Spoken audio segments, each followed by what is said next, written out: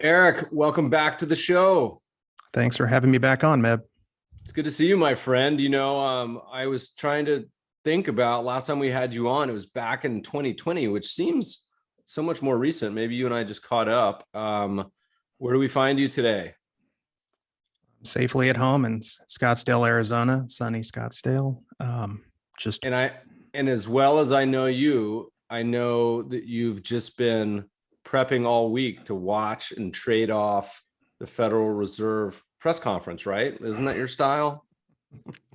anything but. I didn't even know it was a Fed day until a I, couple hours ago. So It would have been a great bet. Does Eric know there's a Fed meeting today? I, uh, I'm the same as you. It's a little bit of theater, but there's a good Alison Krauss song, one of my favorite singer songwriters, bluegrass, and she's got a song that the name of it's "You Say Best If You Say Nothing at All."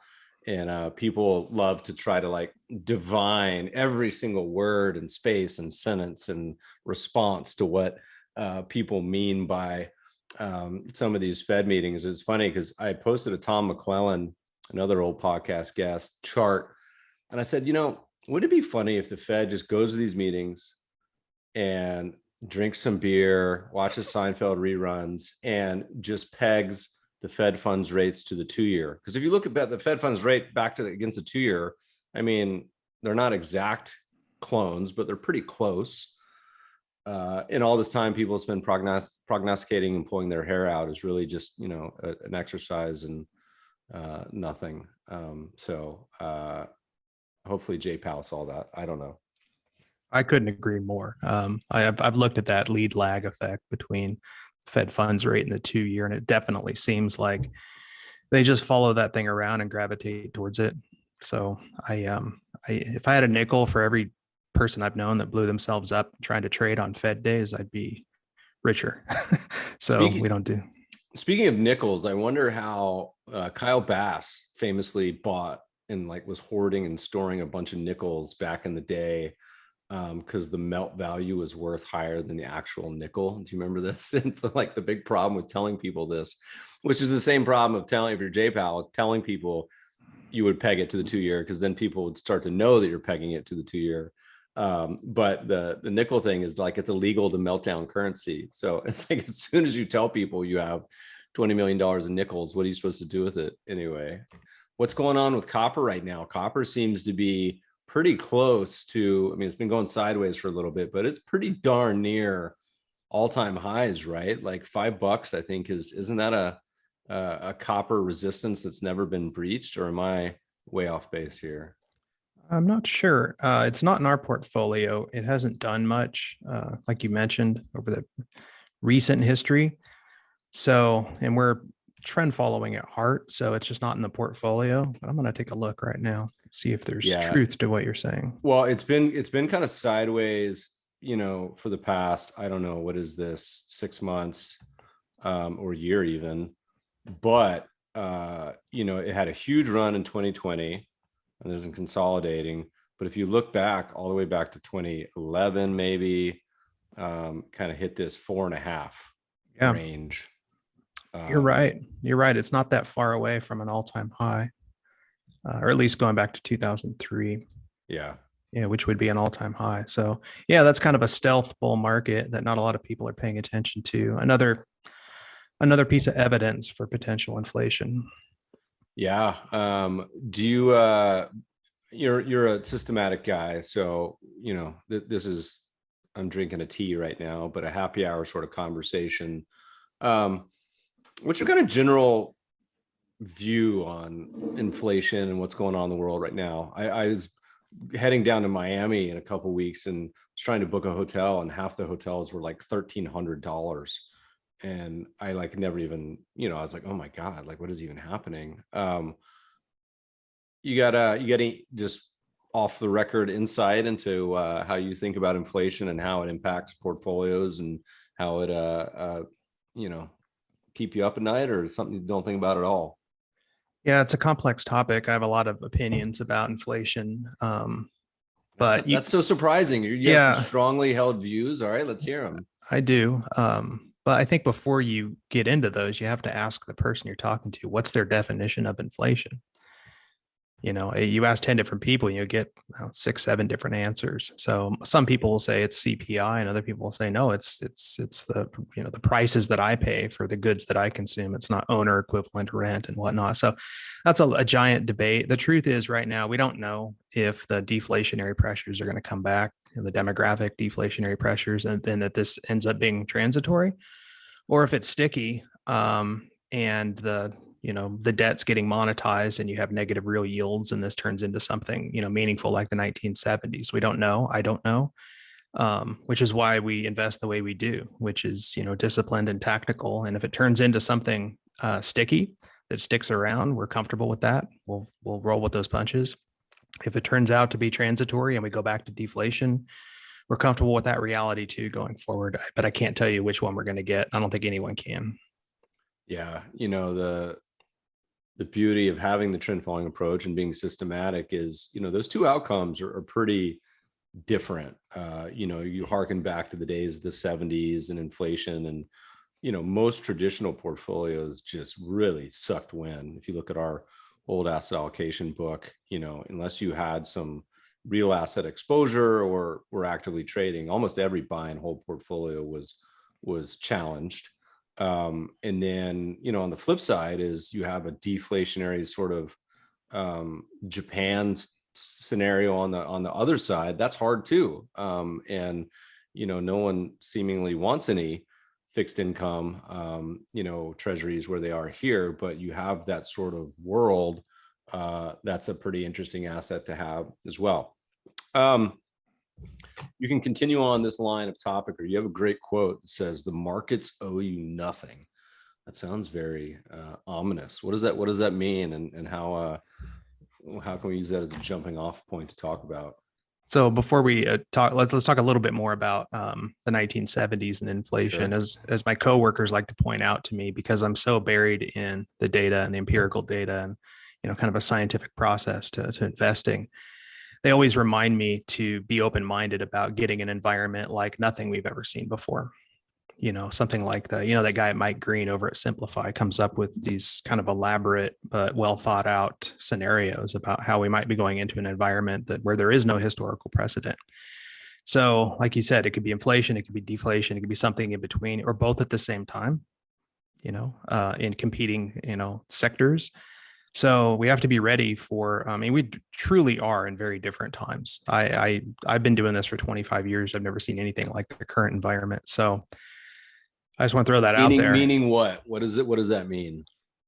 Well, if you look at valuations and stocks, they're definitely not low. You look at the real yields and bonds, they're deeply negative. You look at the fragility in the system and the sentiment, it is, there are some parallels, like, the other day when Netflix blew up, that felt like a Lucent moment to me. Do you remember when Lucent blew up in 2000? Lucent was one of the case studies in university when I was taking a class, and would have been 99. No, it would have been 2000 spring semester. Was we had to read a book called Financial Shenanigans by Howard Shillett, who was a famous accountant who would sift through fraud and do forensic accounting for stocks. And Lucent was one of the case studies, and the professor is Tiger Cub, and he was talking about Lucent. He's like, go through and find all the red flags he talks about in this book in Lucent's 10Ks and Qs, and it was like 12 or something, but I actually, that was a stock that I used to own. And I remember being an intern at Lockheed Martin, and the way, you could check quotes back then, certainly as you just read the newspaper, right? And they were in fractions, right? You pull up the business section, oh my God, Lucent's up another $2 LU. So I have a very fond tax loss carry for a long time from Lucent as well. I worked for a big family office in Kansas, and I was next to all the traders that worked there, and then the patriarch of the family, when the earnings news came across and they saw Lucent was down 50% in the aftermarket, and they owned an enormous amount of that stock. I mean, just, it was gut wrenching to look at the psychological reaction to losing 50% in half a second, that was a learning moment for me to see all of these people and their reactions. And in hindsight, that was the peak in 2000. That I call it the Lucent moment. And then there was the Bear Stearns moment, and I think it was 2007. That there's these moments, and maybe Netflix was another moment, or maybe not. You never know. After the fact when the dust settles. But right now we don't know. Yeah, we did a tweet the other day. I think it was last year, actually. I'll have to pull it up. But said something along the lines of, this feels like one of these environments where you blink and look around and wonder, man, when did all these high flying expensive stocks go down 80%? Yeah, this is actually last May. No, excuse me. There's two. Anyway, where you look at a lot of the tech stocks, and there's been absolute carnage over the past year, seemingly peaking around March of almost a year ago, with the broad market cap weighted markets being at all-time highs, which is an interesting sort of differentiation, right? You see a lot of people tweeting or talking about how much they're struggling and their portfolios are down so much, but at the same time, you see the market cap weighted stuff shrugging it all off and still chugging along. And that's a reminder that always, the indices are not necessarily what people own. And the Lucent example, I think, is a great one. That's another observation of things that have happened in the past that are not particularly bullish. Were you trading in 98? Yeah. So Okay. I would have been in university, and I tell a lot of stories about this because my engineering professors would straight up be trading stocks in class. This is more 99, 2000, but like you would see them checking quotes, and E-Trade was the Robin Hood of the day back then. And so I remember, getting some of these IPO allocations and a lot of very, seared in my memory experiences from that period, both good and bad. Yeah, I remember I had a finance professor. She was probably the best finance professor at my university, constantly buying puts on Amazon in 98, and just losing gobs of money and just couldn't figure out why. This valuations make no sense. But my point, though, is that the average US stock peaked in 98, didn't peak in 2000, peaked in 98. Small caps, mid caps, the breadth in the market. The market cap weighted indexes carried the market to a new high, I think, in what was that, March of 2000 or whatnot. But the average stock peaked, approximately a year and a half, 2 years before. Same thing happened in 2008.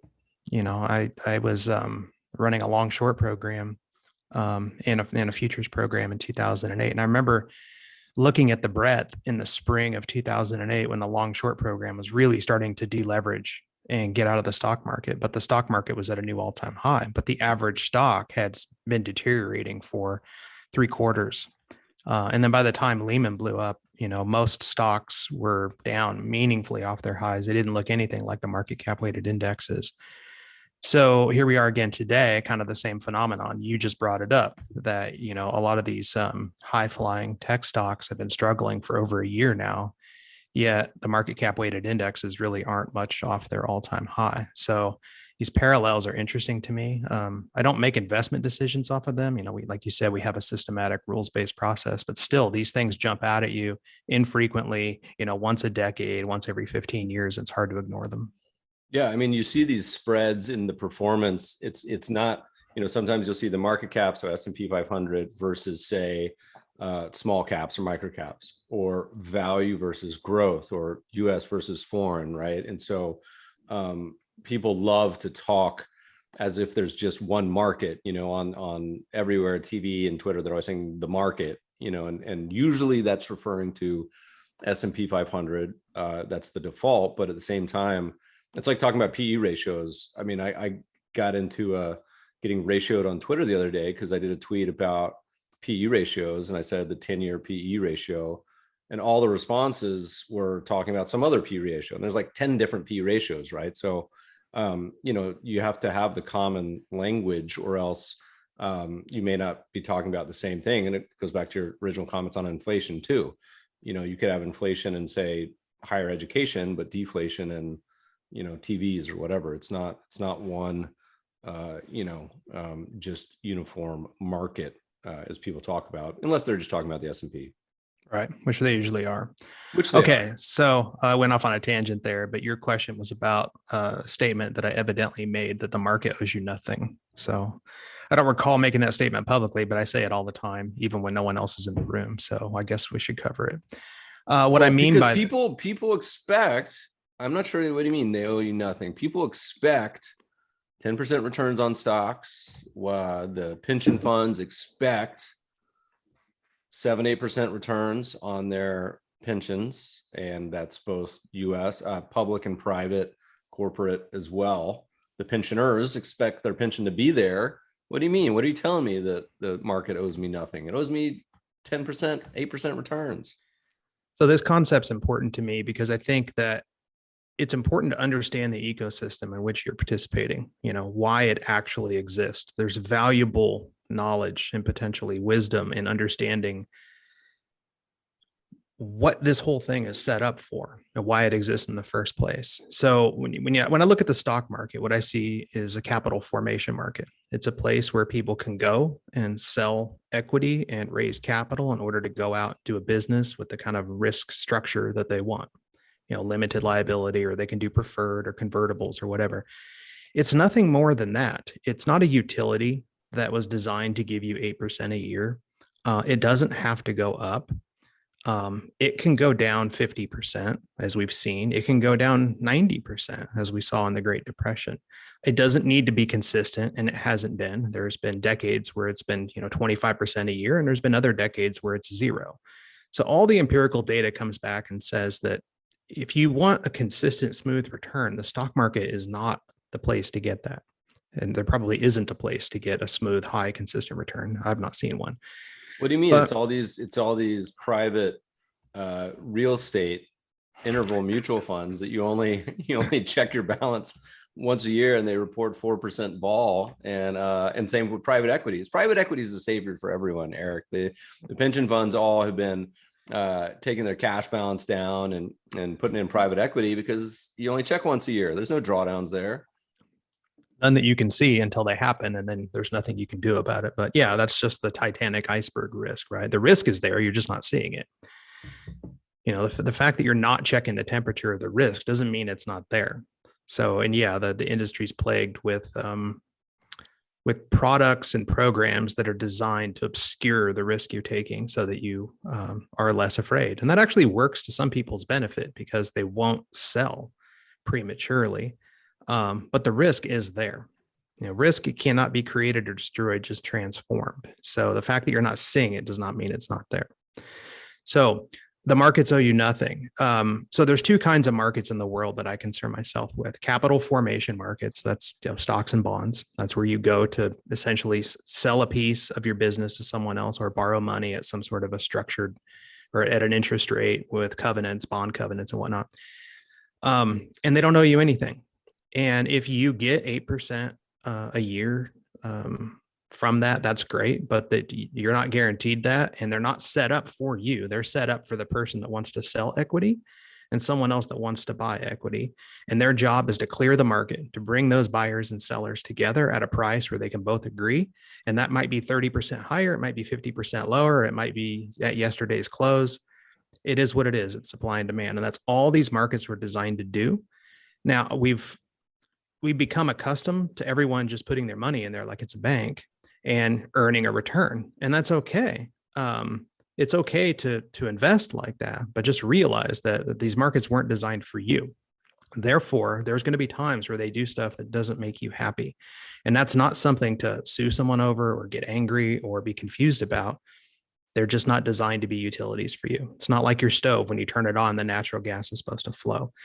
Now, the other kind of market is what I call a risk transfer market. Those are the futures, forwards, swaps, and they're designed also to bring buyers and sellers together, but not for capital formation purposes, for risk transfer purposes. It's a place where hedgers can go and eliminate or lay off certain risks that they don't want to take that may be redundant with what's on their balance sheet and their income statement and in their core business. So those are the two primary kind of markets that I concern myself with. And neither one is designed to conveniently and safely deliver you the return that you want over time. If you want that, you have to build a strategy and participate in these markets in a way that's accretive to those markets. So if you want to earn, especially in the risk transfer markets, if you want to earn a return, you need to participate in a way that's beneficial to the marketplace as a whole. And I bring this up because it may not be important to other people, but it's very important to me to understand the ecosystem and what the rules are and how you can create a situation where any returns that you get are actually justified. As a conversation I was having with an advisor yesterday, and, I was talking about, by the time this drops, it will have been published on the podcast with Whitney Baker. She has a nice chart of household net worth and household income, both relative to GDP. And it's at the highest level it's ever been for both. But the second highest was the 20s. And the reason, kind of talking about it is that anytime you have money, it sort of resets your expectations. So as anyone knows, with sort of this hedonic adaptation of a new salary, where if you get an inheritance, if whatever happens in your life where you come into some money, and athletes are a great example, you have this, honeymoon period, maybe it's 3 months, maybe it's 6 months, where you're probably a lot happier. And then you kind of adjust and you start, most people, spending money on bigger houses and nicer cars and fancier vacations and better dinners, on. And then you kind of readjust back to your normal happiness. But he was talking, he says, I've been in this business a long time. And one of the problems of bull markets that last a while is the expectations ratchet up. And we see these with the surveys all the time, where they expect stocks to return more and more and more as the market goes up and up and up. So some of the crazy ones last year were north of 15% on stocks and portfolio. And so, but they say it also creates some interesting behavioral challenges. So he says, you see a wave of retirees where people all of a sudden see their, investment portfolios get to a certain point because of the equity. They're always heavy in equities, particularly in the US. And then the US has had this run, and then they get to a point where they're, oh, I can retire now. I'm fat and happy. They retire. And then they have one of the normal bear markets, which happens all the time, that goes down 20 or 40 or 50%.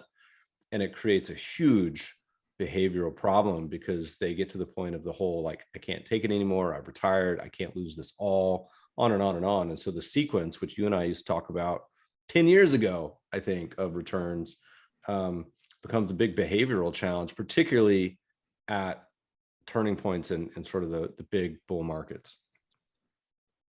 Yeah, I mean, it's the bane of every financial advisor's existence, right? It's the constantly repeating whipsaw of client emotions and expectations being a function of the recent performance, a nonlinear function too, meaning the longer it goes, the more entitled people, and this applies to all of us. Our brains are all basically hardwired the same way. If something's been working for 7 years, it's just, you don't want to bet against that. It's irresponsible. So, and you and I have talked for over a decade about ways to deal with this. I think the big mistake that a lot of practitioners make, and this is just my opinion, I'm not an expert on the subject matter, but it does seem apparent to me that the big mistake is they try to change the investor's behavior and the investor's psychology. And that's a one-to-many relationship. Let's say you have an advisor and she has 600 clients. So that's 600 really tough conversations where you're swimming upstream and going against the grain. And, everyone talks about it and everyone's bright-eyed and bushy-tailed when they get their CFP or they get some other designation and they go out and they're going to change the world. And then you check back with them, 10, 15 years later, and they're just worn out and having the same conversations with clients over and over and over. Then they start using the word education a lot. I need to educate my clients, this, anything. I've been hearing that from people for as long as I've been paying attention. And they take that phrase all the way to their grave, and pretty much don't make a dent. And, it's just, look, we're hardwired that way. That's our software. It's entrenched. It is what it is. I think that a better approach, though, is to actually build products that have the cyclicality diversified out.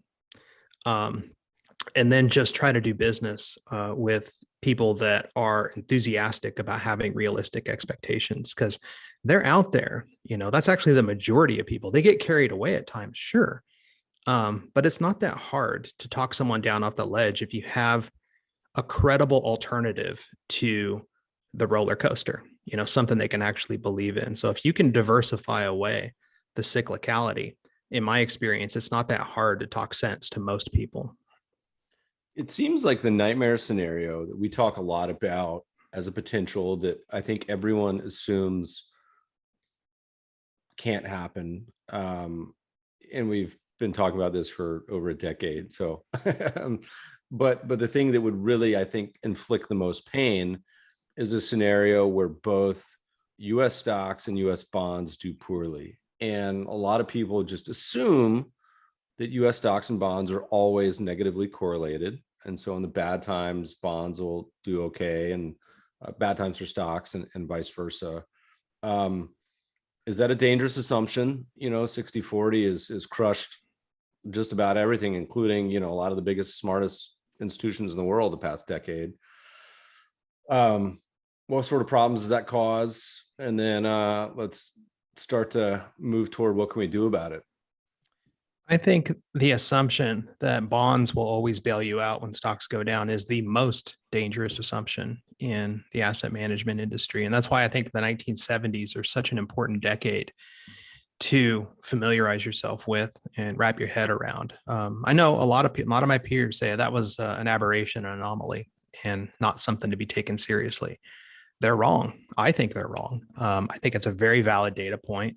I think stagflation is a very real risk, and that it's terribly irresponsible to not have a plan for dealing with it, because I think it's actually a very likely scenario. And I'm not saying 90% or anything like that. I'm just saying that I look at the algebra of the central bank balance sheets, the demographics, the valuations, the bond yields, the real yields. I look at the algebra of all this and say, well, like water, it's going to go to its lowest common denominator. It's going to sink, and it's going to find balance somehow.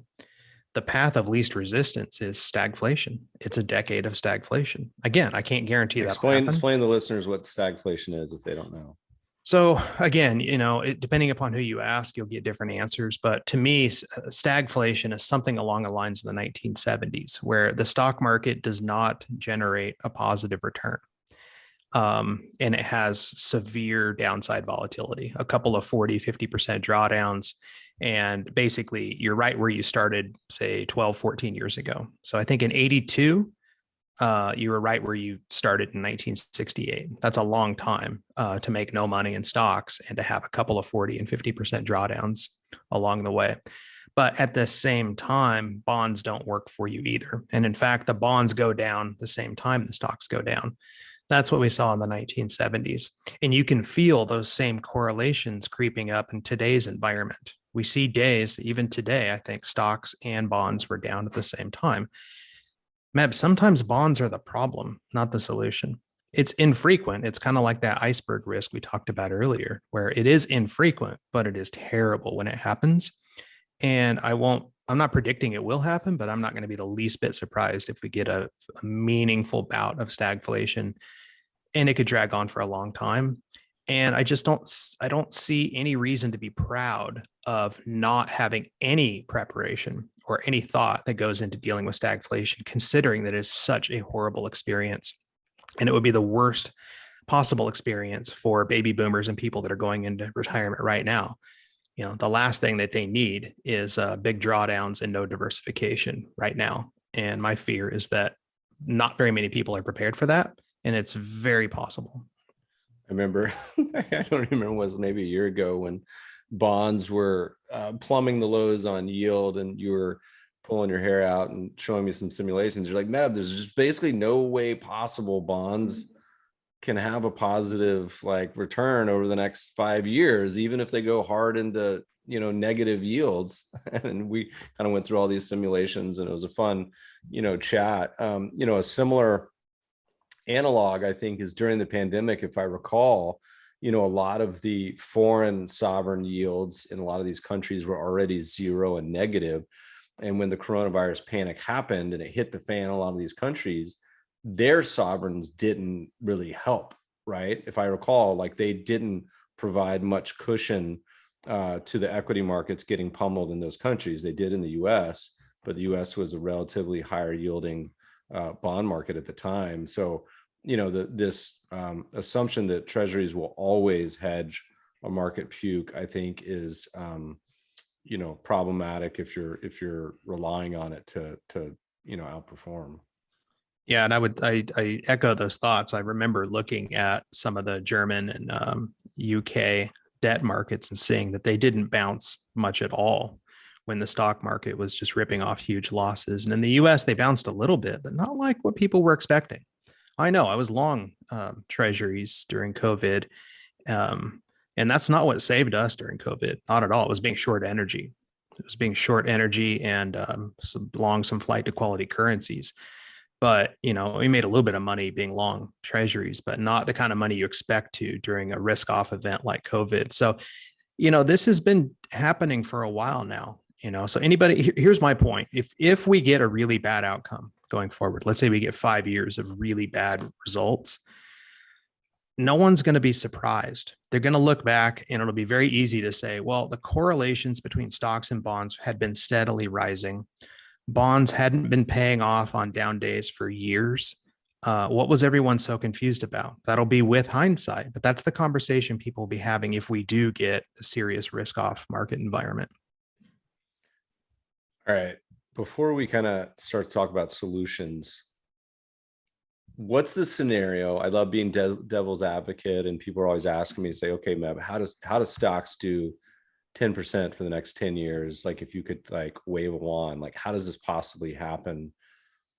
What needs to happen for 60/40 to be okay? Or this be a decade in the 2020s where things work out and it's not, meager returns, but we do hit 8% a year on, or I'd say, 5% real on stocks and bonds, 60/40 for the next decade. Can you envision a world where that happens?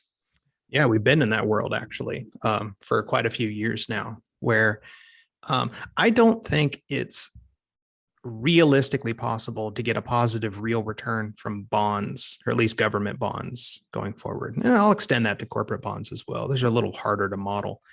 That simulation that you referenced, I did that video. I think it was in August of 2020, maybe September, where I just shared the results of a Monte Carlo simulation that took the mathematics of bonds and basically extrapolated them out into 3,000 different future scenarios, and showed that I think out of 3,000 possible scenarios, only one had a positive real rate of return. Well, but that's the whole plot of Avengers Endgame, when Doctor Strange is like, I did a million scenarios and there's one that worked, and look what happened with the Avengers. I mean, it worked out for them. So I don't, one could be the possible path. Let's hear what happens in that path. Well, so my point though is that, the weight of the evidence strongly suggests that a reasonable person who's informed about bond math shouldn't expect a positive real return. They could get it, but it's pretty unreasonable to expect it going forward, at least over the short and intermediate term.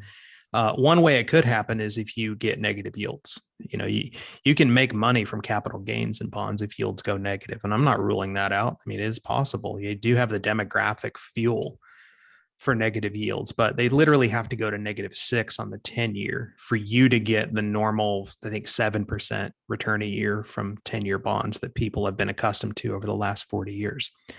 So if the 10-year goes to -6, people are going to be eating each other in the streets. That's going to be a real bad environment. So I don't think it's a good bet. I think it's a bad business decision to expect that. But there's still, bonds have been holding up. I mean, they haven't been doing well for the last year and a half, but over the long term, they've held up really well, and no one does the analysis. And, we don't have a problem until we feel the pain. So that's kind of the mentality. But you asked the question, how does a 60/40 portfolio make 5% real over the next 10 years? Well, I think based upon what I just said, most of that's got to come from the stocks. I don't think you're going to get any real from bonds. It's possible, just very, very unlikely. So if 60% of your money is in stocks and you need 5%, you just do a little bit of algebra and you need a certain return from stocks over the next 10 years. And Is that possible? Yeah, it's a lot more possible than bonds getting out a real positive return.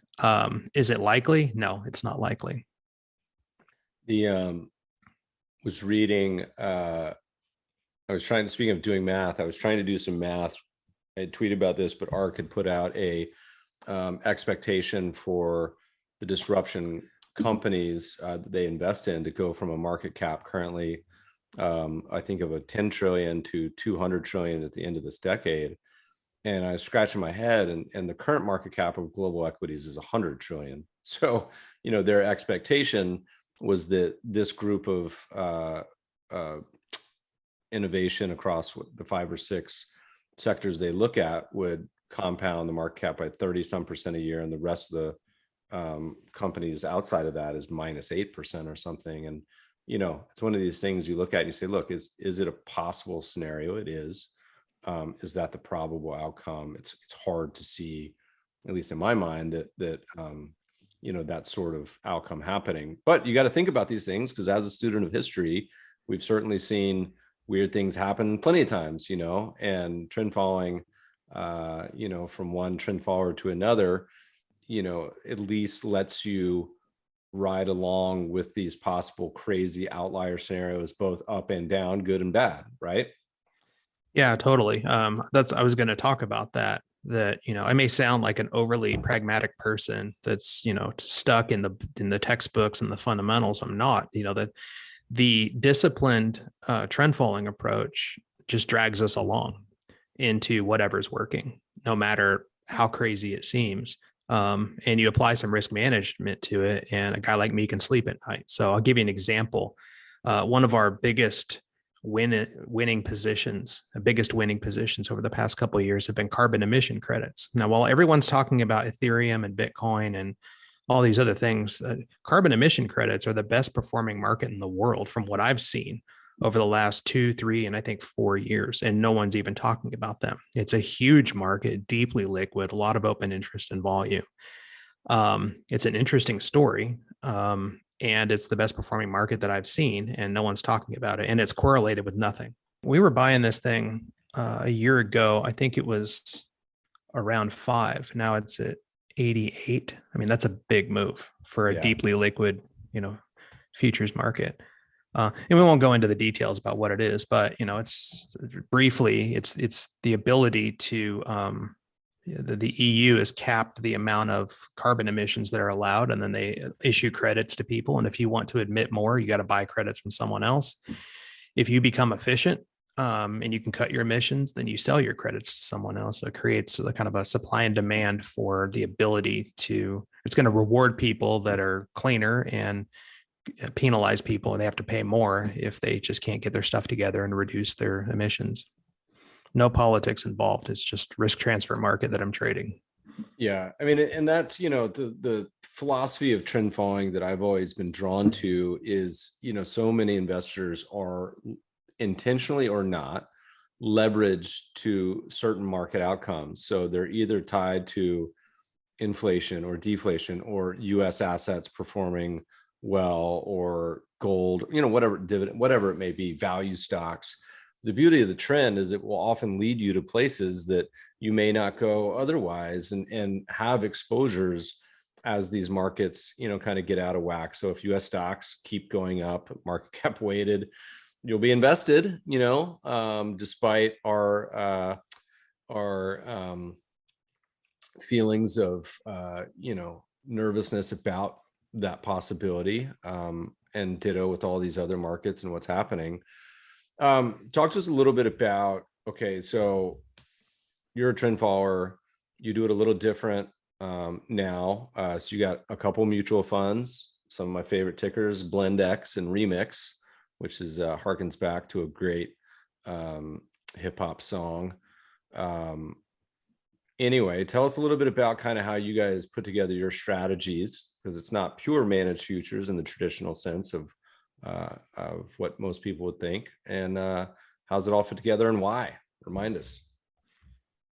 Yeah, so we consider ourselves to be rules-based macro and totally global in nature. So we track the 75 most liquid futures markets around the world. And then we use cash equities, particularly ETFs, for our equity exposure, both domestically and internationally. So we care about taxes and we structure our products, we think, in an intelligent manner to minimize the tax bill and to minimize, the fees and the acquired fund fees that you pay and whatnot. So from a trend perspective, after I left my last firm, I had to take about a year and a half off. And that was great, because when you have a non-compete, you need to move away from the industry and just take time off. I don't know that I ever would have had the ability to stop participating in the markets for a year and a half. And that's valuable. In fact, I would recommend that people do that's, like fasting or something like that, where you just have a different perspective on life when the pressures and the stress and the expectations and kind of the routine deadlines that you have when you're actually running money. When you don't have that, your brain works differently. The creativity is different. So I decided to go back to the drawing board and retest every assumption, every nugget of wisdom that I thought I had. I wanted to retest it. And when you take a year and a half off, you have time to do that. So, and I also went back to school and for the second time, studied some of these concepts like artificial intelligence and machine learning and all that other stuff. So I learned a couple of things that were inconsistent with some of the prior beliefs that I held. So it was actually quite a humbling experience. The first one is that I was highly biased towards what I call the small cap premium. I still am. It's just part of my software and hardwiring. I naturally assume that if it's hard to do, there must be more risk premia there, more upside reward. If it's small and limited, it must be valuable. If it's scarce, it must be valuable. And I think that's just human nature to feel that way. So I wanted to trade obscure markets like Malaysian palm oil and Japanese platinum and these tiny markets. And I wanted to trade synthetic markets and go where it seemingly wasn't crowded. I thought that was a source of alpha and return. And there's many people out there that will argue forcefully that it is. It's a prominent thing in their programs. But when I objectively looked at this and said, all right, I'm gonna play devil's advocate and take the other side, what I found is if you just concentrate in the most liquid markets, you still diversify. You got energies, you got grains, you got livestock, you got bonds, you've got currencies. You're still diversified, but you're just going to focus on the most liquid markets in each sector. There is literally no deterioration whatsoever. And I run my simulations back to 1970. So I want to cover, most plausible market environments. I think it's important to include the 70s. And it's because you have much lower slippage, market impact, transaction costs, and your scale is, 10, 20 times greater. I just had to admit that I was wrong. There's just not that much alpha associated with going into these obscure markets, even though they're uncorrelated with the core markets. So I thought about, well, why? Why would that be true? And it got me back to, my thesis about the risk transfer markets being a negative sum game and the source of the returns that trend followers collect. It comes from the hedgers. It can't come from anyone else. They're the only ones that have the deep pockets that are both willing and able to lose money in the futures markets. It's got to come from somewhere, and that's it. So, and they're not participating in a meaningful way in these tiny markets. So net, and the other thing I did is I looked at who the really big boys, the people have been doing this for decades successfully. Well, they're all managing $10 to $40 billion.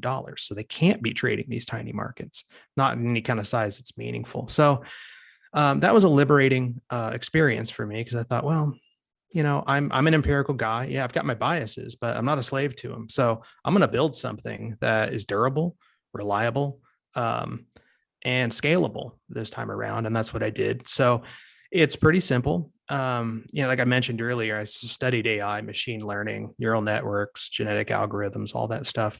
And I found that there's just no need for them in this space for what I want to accomplish. I am not crapping on what other people are doing. But at the end of the day, the risk premium I'm looking for, you can't manufacture it. It's not alchemy. If it doesn't exist, you can't collect it. You can't go out and create it.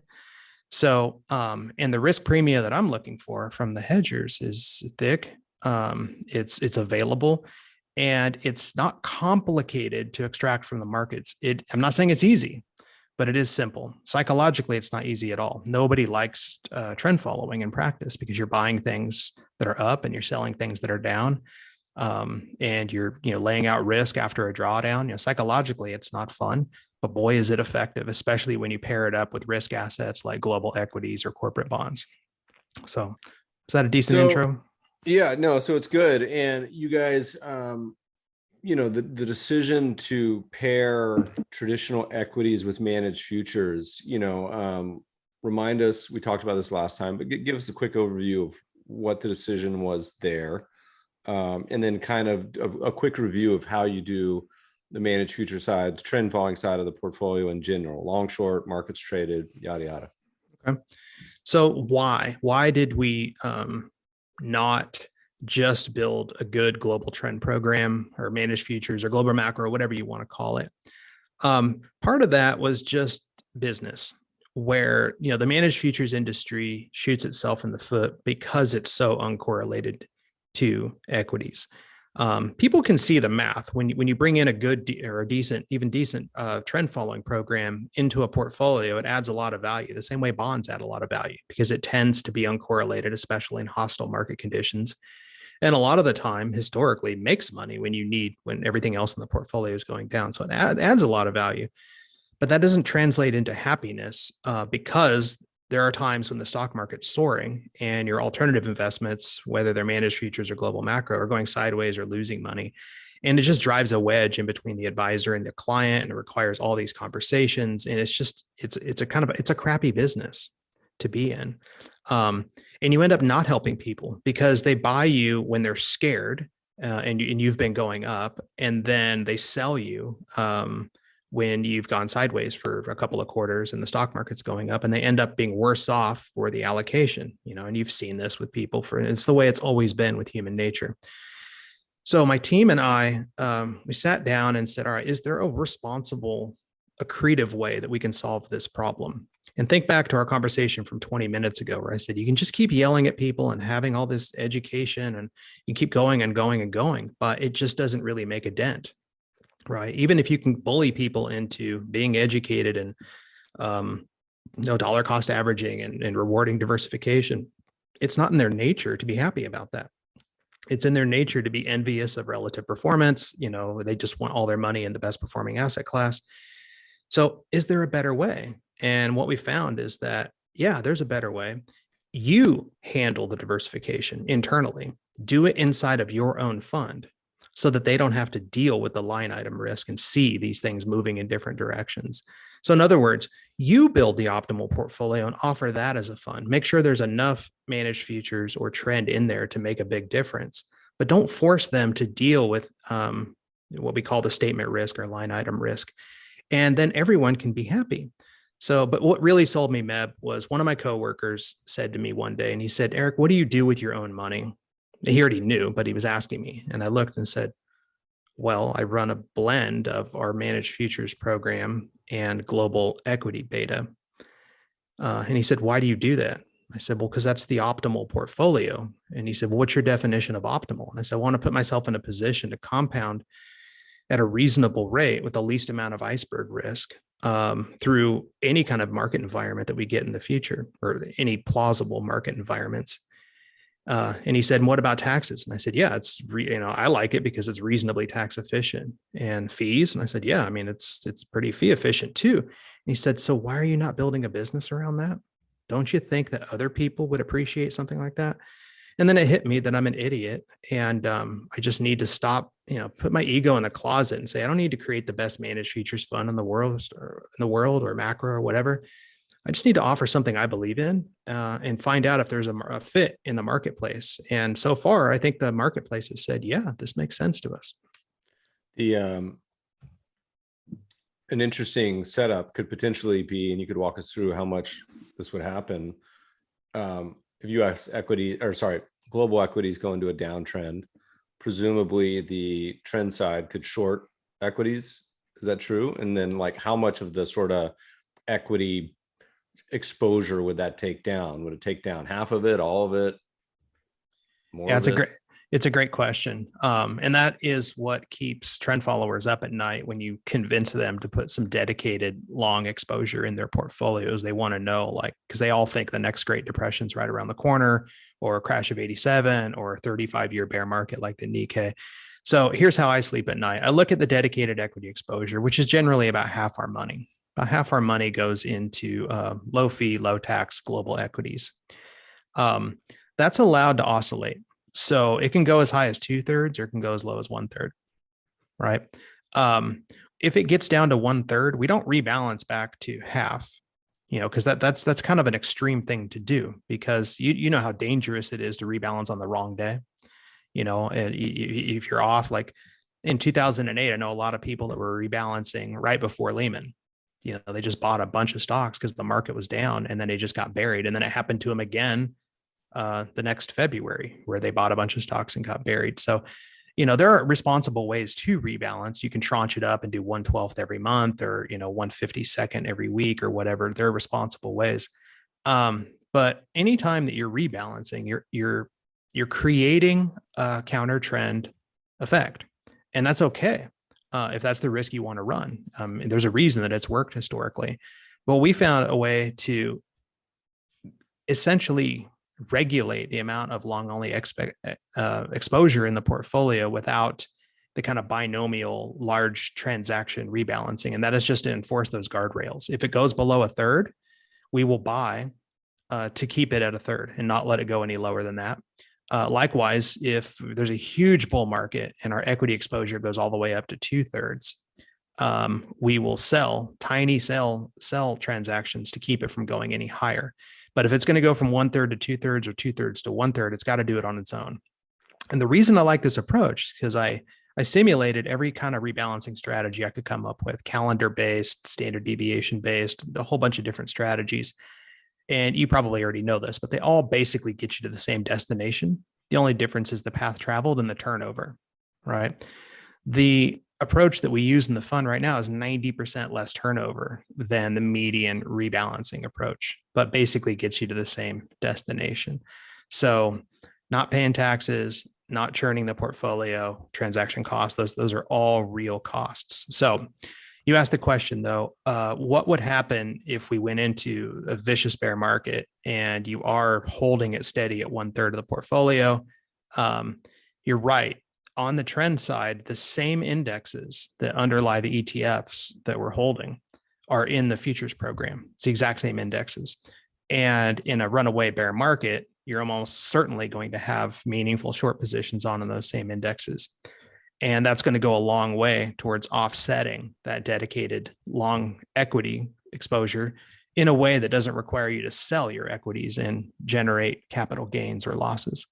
So is it 1-to-1? No, but it's pretty close to that. It's enough to offset it meaningfully. And same on the upside too. You could be doubling up on your equity exposure. I mean, that happened for us over the last couple of years. Doesn't mean that you're using leverage or going more than, say, 70 or 80% net long, but you can be, stacking on top of the exposure that you already have.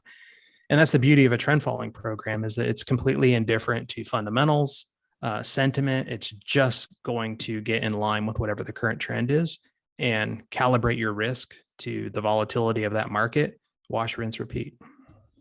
So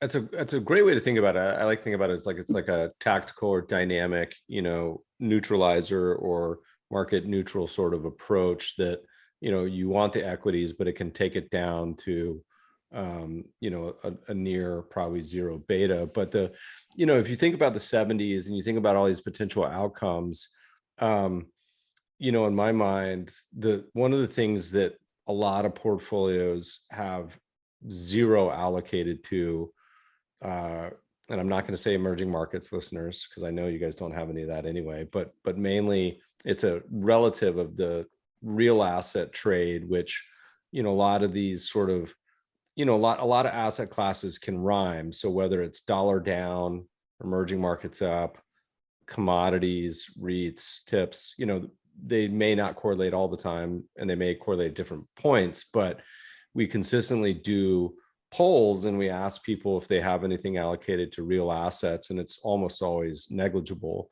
with the exception of my Canadian and Australian followers, probably, right? They got a chunk in gold or miners. But is that a potential savior if we go through the 70s? Is it commodities and things like that, which all seem to be, with the exception of metals, long currently and having some big moves over the past year or two?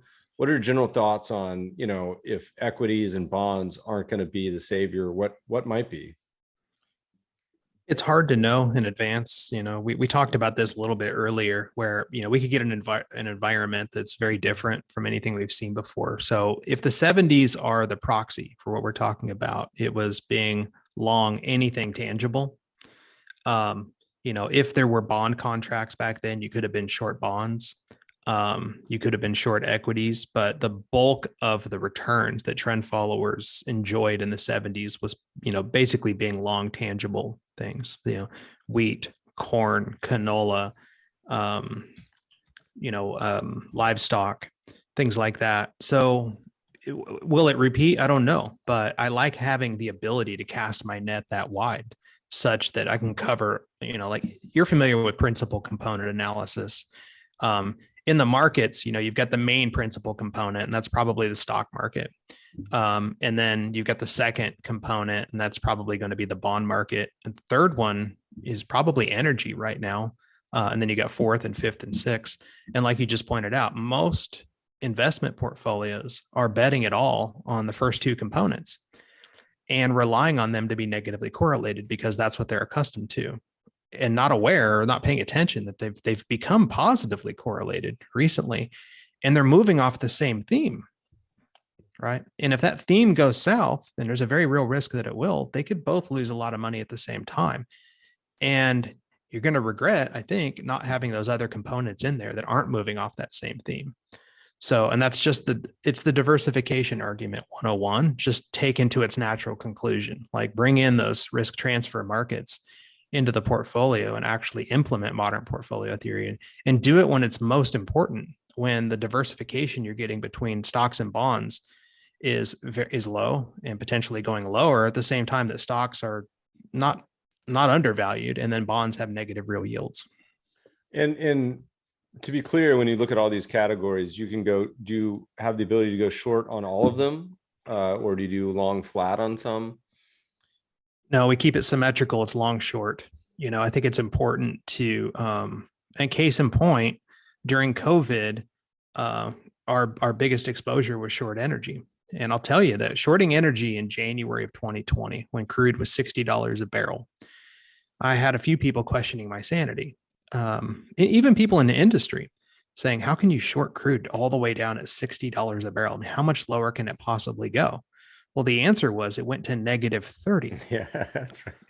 So, and it's because I think they just didn't understand that this is a risk transfer market, and crude oil is a toxic substance that requires storage and insurance. And when the storage facilities are full, you have to pay someone to take that worthless crude oil off your hands.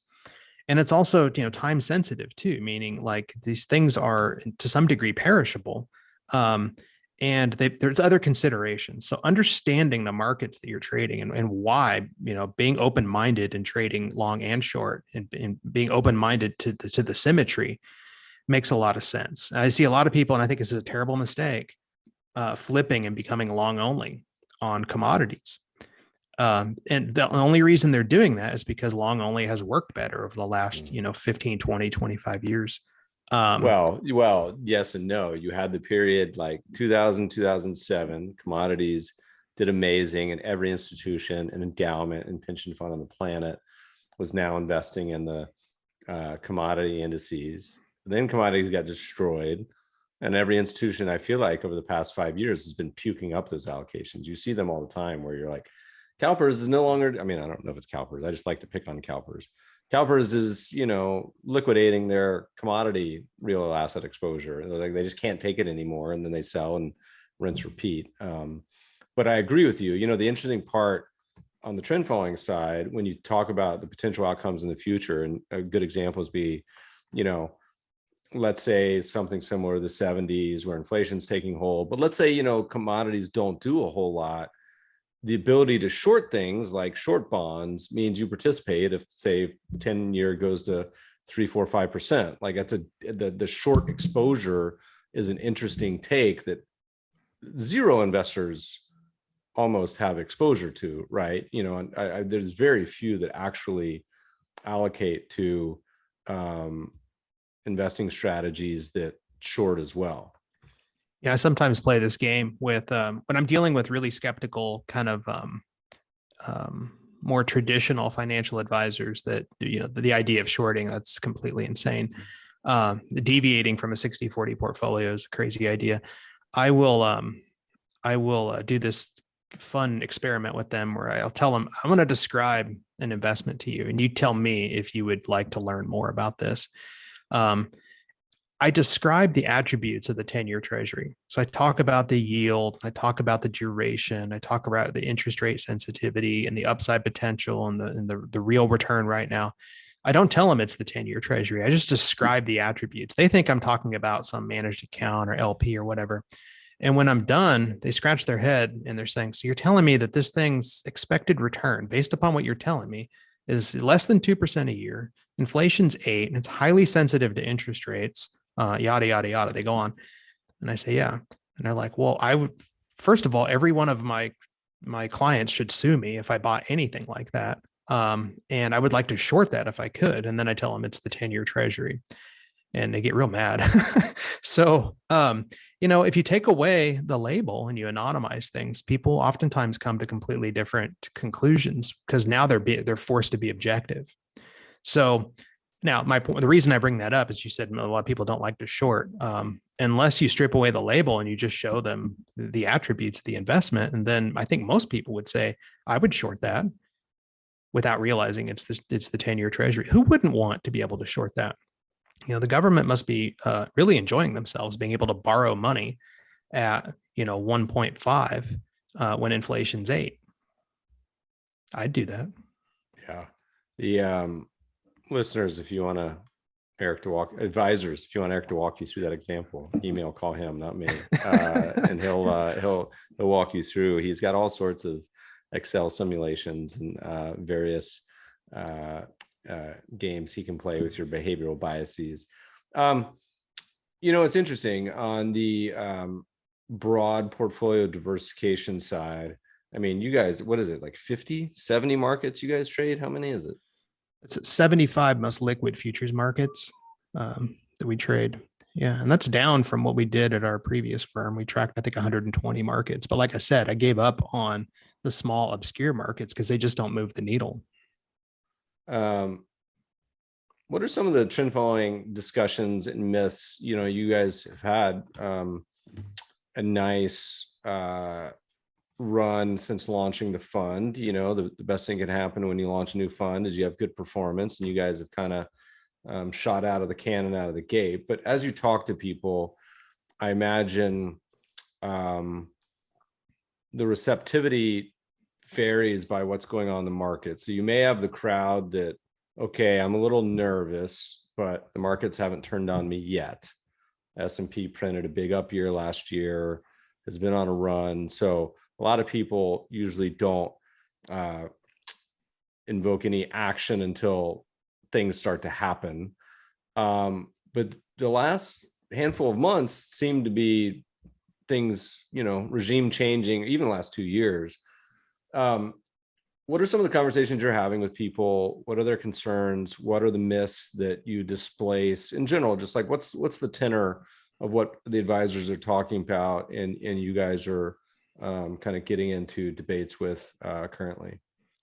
It's very different from previous experiences where I had to convince advisors to do something that they weren't comfortable with. There's something about blending it all together into one portfolio and delivering the net result benefit of the diversification. It's very different than trying to get them to invest in the single ingredient that will improve their diversification. So it's kind of like giving people what they need in a format that they actually want rather than a format that they don't want. So the conversations have been a lot easier.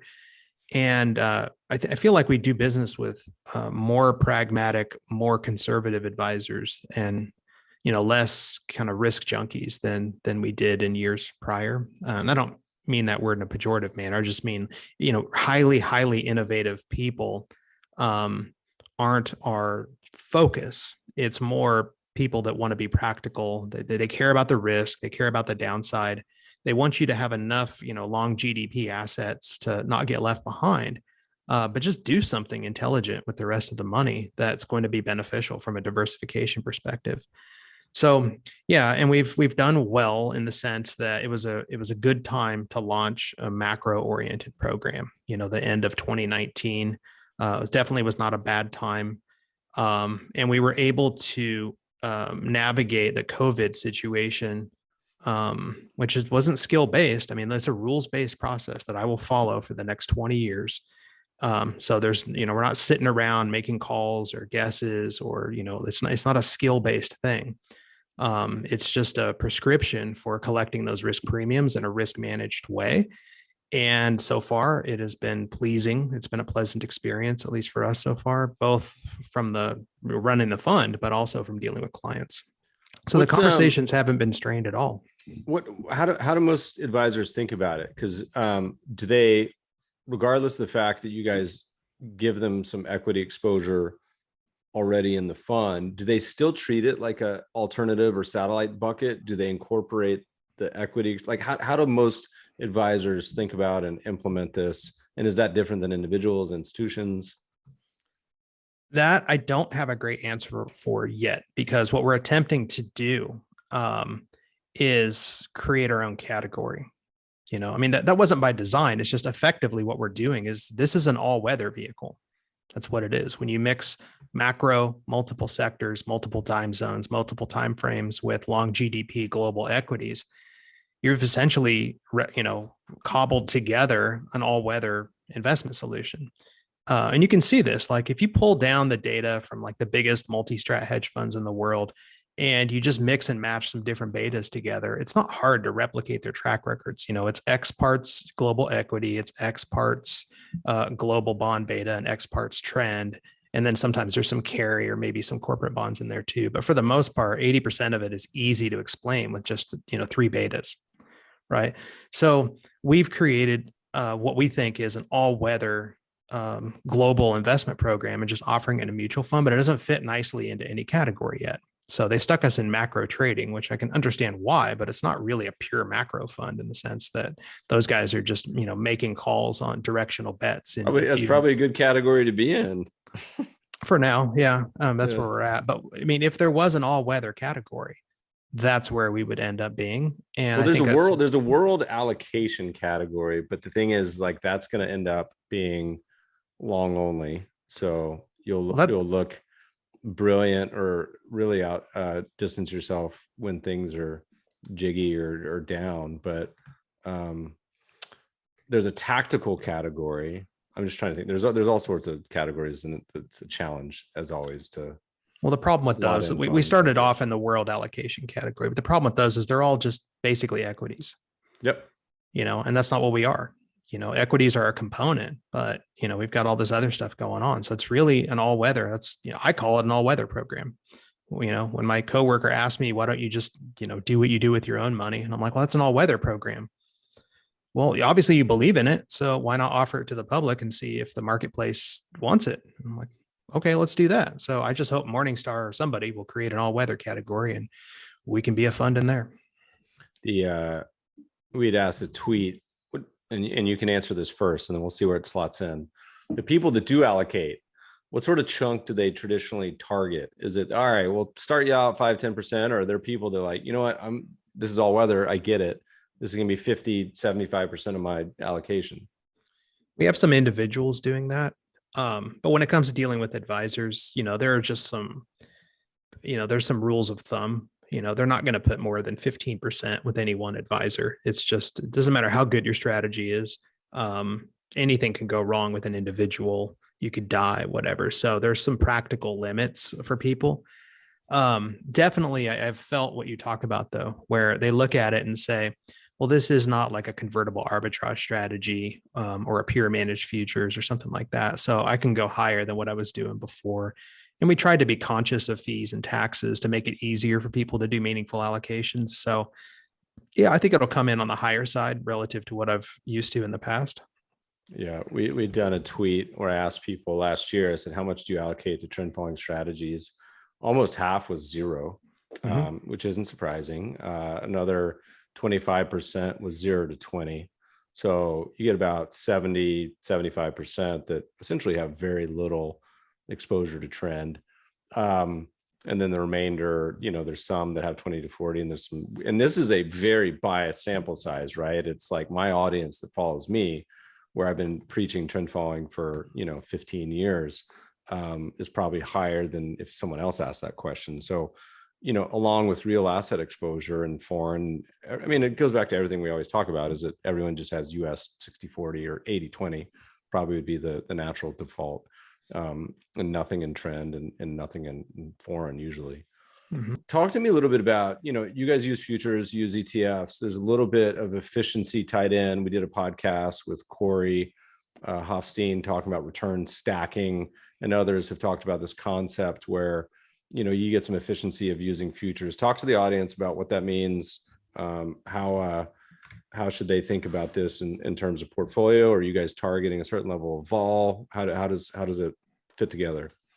And this is actually my favorite topic, and I think the most important one. This is a topic that people who are considering this space, this asset class, really should pay attention to this and ask themselves, what is the source of the returns? If these guys do well, it will be because of what? What is that thing? Is it skill? Is it market calls? Is it market timing? So in our case, I'd say it's none of those things. Our edge has to do with the fact that we're leveraging the capital efficiency of being able to mix uncorrelated returns from these 6 different future sectors with global equities, and do it in a very efficient manner without having to pay, without having to borrow money, and without having to pay, and also not suffering opportunity costs. So let me just tell you a brief story. So if let's say we got off this call and you sent me an email and said, hey, Eric, I'm going to send you 10 million bucks. I want you to run just your futures program for me. And I would say, okay, you'd wire the money in. And then I got $10 million. I only need 100 grand or no, 1 million of that 10 million to put all the futures contracts on. That's all, because futures are inherently leveraged by design. They have to be, because the hedgers don't want to part with their money. Right. So what do I do, Meb, with the other 9 million bucks? Do I just leave it sitting in cash? Do I put it in T-bills? Most macro managers will invest in some sort of a bond portfolio, the 3-month T-bills, 1 year, or they'll ladder it out for 2 or 3 years. We take a portion of that money and dedicate it to global equities. So the important part here, though, is that we're not having to share the money. It's not that the equities are coming at the expense of the futures program. You're still getting the full futures program. The macro program is unchanged. What you're giving up is the ability to invest in the T-bills, right? But remember what we talked about earlier, the real yields are negative. Who's going to complain about missing the opportunity to invest in T-bills? And you take that money or a portion of it and you go allocate to global equities. And you should be asking yourself, well, is that the prudent thing to do? Well, another question that one of my coworkers asked me back when we were in the design phase, he asked me, what is the best diversifier in the world to our macro program? You have all the data, Eric, going back to 1970 and in some cases 1920. Just run the analysis and tell me, what is the best diversifier in the world to what we're doing? What should we be putting our idle capital into? And I said, that's a great question. I actually don't know the answer. I've done it the other way around, but I've never done it this way. So I did the analysis and it came back and there was a tie for first place. It was global corporate bonds and global market cap weighted equities. Global corporate bonds. That's interesting. Yeah. And global market cap weighted equity. So which one do you think I chose? I don't want to trade global corporate bonds. It's a tax nightmare. Yeah. But global market cap weighted equity, it's just, you couldn't come up with something easier to source right now in a fee and tax efficient manner. So That's the best diversifier. And it's like, how consistent is it? Well, very consistent through time. I couldn't find anything. T-bills aren't a great diversifier. Bonds weren't a great diversifier. That bonds and managed futures are trend oriented, actually kind of positively correlated, especially in the risk off environments. It was the global equities, and I'm like, well, I think that's why I do that with my own money. So in the end, I have to respect the breadth of the empirical data. Or what I talked about earlier between, risk transfer markets and capital formation markets, there's a reason that those are uncorrelated with one another. So what's not to love about that? So we pulled the trigger and said, that's what we're going to do. Yeah. So we were talking about, you give me $10 million, I only need $1 million to run the full futures program. I got $9 million left. I put about half of that in equities, and then the balance goes into either T-bills or some sort of a fixed income proxy. Yeah.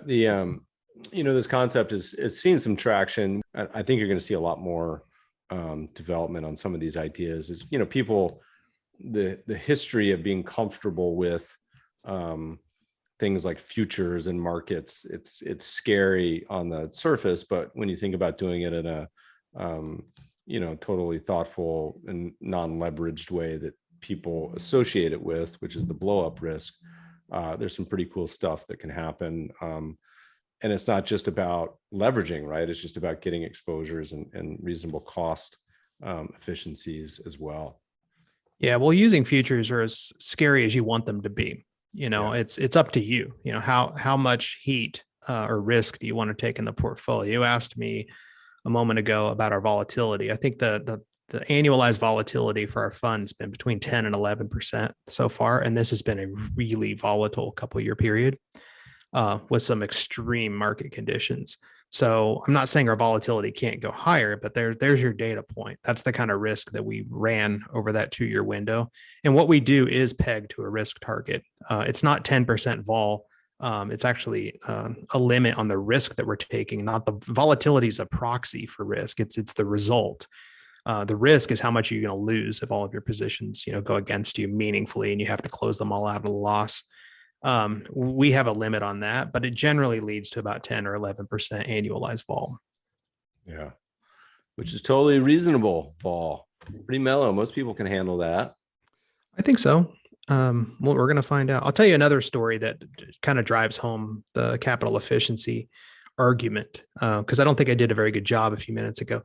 When I was in college, I got a job as a security guard. I decided to go become a security guard, and it was a low paying, like $14 an hour job. And I had to wear a uniform. And my friends made fun of me, and, cause they were doing things like construction and roofing, and they were making $26 an hour, and they got to take their shirts off in the sun and flirt with pretty girls. They thought they were just had it made. And I was an idiot. And I remember explaining to them, I said, look, at this security guard job, first of all, I'm not going to die. It was at an old folks home, working the front desk. And I worked from 4 to midnight. And the kitchen brought me a meal, a nice meal. This is an expensive, retirement community.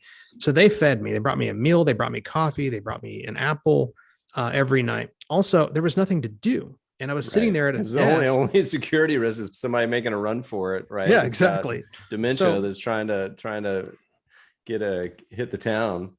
So I have 7 hours to burn, and I have all my homework. I got calculus homework. I've got geography homework. And they've got a printer. They had a word processor. This was back in the early 90s. So before, Windows 95.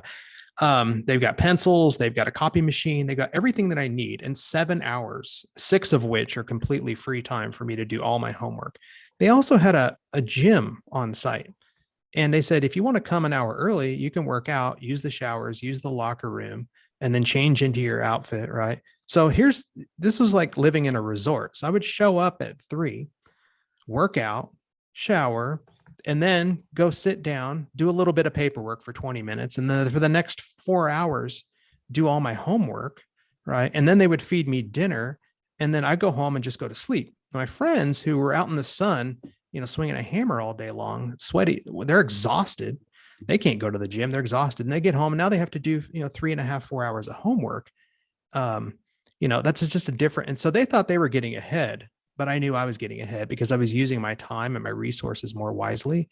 and I was able to get good grades, and I was refreshed every morning when I woke up, and I got plenty of sleep. So something that looks like a loser on the surface, it's like, oh, you have to be a security guard and I'm a construction worker, that's an egotistical decision. And I felt like the synergies that I was getting from making that decision outweighed the embarrassment of being a security guard. So I bring that same mentality to the portfolio management world, where it's like, I'm going to use the same pool of capital to run both of these uncorrelated strategies in a risk managed way, and force them to work together as a team to deliver, a smoother ride. And that's what we do. What you're always curious mind. I talk to you all the time about all sorts of oddball topics and ideas and thoughts. What's on the brain? I mean, these systems, they just kind of run themselves now. You and I just turn computer on and they just hum in the background. They just whir and the markets do what they might do. What else has got you curious, excited, depressed, angry, filling your mind with wonder, nervous as we look out towards 2022? Well, we're also running a business, not just a fund. So there's that aspect. I mean, think back to year 2 of Cambria. You had a lot of stuff on your mind about how to position the business, your marketing, your messaging, your philosophy, your behaviors. That's exciting to us, though. Standpoint's our baby. I will work here for the rest of my life because it's everything that we wanted in a firm. So that's not exhausting. That's fun to be, coming into year 3. And we're just thrilled with how things are going. Don't talk too much about that, but the things are going well. We're really enjoying ourselves. How many folks you guys got now? So we've got 5 employees. Everyone's an owner in the business. And then we have a board of directors. Tom Basso, he's the chairman of the board. So what's on my mind? Not a lot, actually, beyond the business. I've kind of shut down because it's all junk food out there. It's just all politics and hate and anger and misery and misunderstandings and, exaggerations every which way you look. So I don't use Twitter. I've never used Facebook. I don't even know what Instagram is. And then there's like a clock tick or something out there that it's not for me. So my gym's across the street. I go swim laps once a day after the market closes, typically, except for today. And just enjoying life and just stay disciplined, stick to the process, tell clients the truth, have realistic expectations, and see where that takes you. Yeah. The beauty of the systematic approach, of course, is that you have an approach.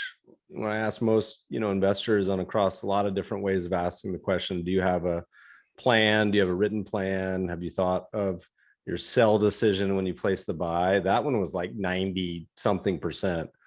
Have no criteria for a sell when they make the buy decision. That's a stressful way to go about life, man. Waking up every day, thinking about the Fed, thinking about interest rates and inflation and Corona. My God, I like the idea of having this, having a system that you can lean on, because otherwise, man, it's stressful enough already thinking about money and trying to figure it all out discretionary. Sounds like my idea of a total nightmare. I'm old now. You see all the gray hair here. So I'm 50 now. So I've been doing this since I was in my 20s. I've known a lot of traders, and the overwhelming common denominator amongst the successful is they know 2 things. They know what price is going to force them to liquidate a position. So if you're long, it's the stop loss below. If you're short, it's some sort of a stop loss above. They know that on the day they put the trade on. It's essential to know what it is the day you put the trade on. And that's only half of it. The other half is they know how much approximately they're going to lose if they're wrong on every single trade in the portfolio. They know what that number is and they can live with that number. They can come back. Like, that's not enough to knock them out. Without those 2 things, I wouldn't have made it. Those are absolutely essential. It's just part of the algebra of success, at least for a trend follower. I don't know why anybody would choose not to lean on that. You use the word lean. That's the word I use all the time. It's like that takes so much of the bad behavior and the cognitive biases and all that other crap off the table completely. It is such a tremendous advantage to have. And it's valuable and it works. So I strongly encourage people to think that through, because otherwise, I mean, look, I'm a pretty emotionless guy. I'm tough. I wouldn't want that lifestyle, so I don't know why anyone else would. You reading anything good? See anything come across your plate that's been particularly interesting over the last few months? I guess I could say year because we haven't talked publicly in a while. I think we talked last year, but the last time we did a podcast was right around COVID in 2020. Reading, I've been spending a lot of time on computer science stuff, which is not the least bit interesting to other people. Did I read anything? It can be, depends on the audience. Like I listened to some of these podcasts and I had an entire bookshelf in my house that was just like books people recommended on podcasts. It was getting totally out of hand because it was just queuing up and stacking a bunch of sci-fi, a bunch of other stuff. But we're moving. So a lot of those are getting recycled to the local library. But when I moved recently, just back in November, and I took that opportunity to get rid of about 2/3 of my library, and that was enormous. I've probably spent 50 grand on books in my lifetime. Yeah. So I just donated them to, I don't know what it was, the local library or the Goodwill or something. But I got rid of all the books that I've been dragging around for the past 25 years, and found some gems too that I haven't seen. They're just buried so deep. But you know what? I don't read anymore. Yeah. I'm too busy. Just too much stuff going on with actually running. Swim and listen to the Meb Faber Show podcast, and otherwise pretty zen lifestyle. I like it. Yep. Well, good, man. People, they want to find out more, to go into your Matrix Excel simulations, call you, send you guys some money. What's the best places? Yeah, go to standpointfunds.com, and right there on the front page, go down to the bottom and sign up for our monthly updates. We did a really good job on those. I'm proud of those, and I think you'll enjoy those. And then our content library is a bunch of stuff, videos that I've made about the blind taste test, where you anonymize asset classes, the bond simulator. There's some other cool stuff on there that I think will spark some thoughts, questions, maybe some existing beliefs, and maybe put you in a position to make some different business decisions going forward. It was too long having this gap in our conversation, but glad to have you back on, Eric. I really appreciate it. Thanks for joining us again today. Yeah, thanks, man. Keep fighting the good fight. And thanks for having me on.